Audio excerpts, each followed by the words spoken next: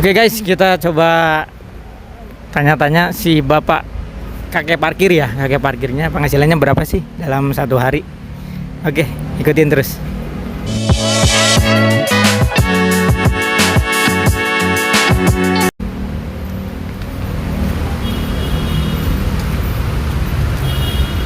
Pak, punten mau nanya, namanya siapa Pak? Pantis, Pak. Siapa?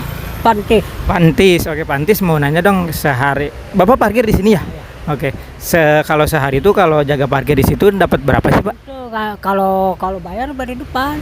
Oh, bayar di depan. Iya, cuma beresin mobil doang. Oh, ini beresin mobil. Berarti nanti Bapak tuh dapat jatah dari yang bayar di sana. Oh. Sehari berapa? Kurang apa? Kurang apa? Kurang apa? Baru beresin mobil aja gudinya. Ya. Atur nuhun, Pak. Oke, guys. Ternyata bapaknya nggak tahu. Jadi ini di kolektif sama penjaga yang di sana. Mungkin nanti bapaknya dapat bagian dari beresin mobil katanya. Tugasnya cuma beresin mobil doang. Oke.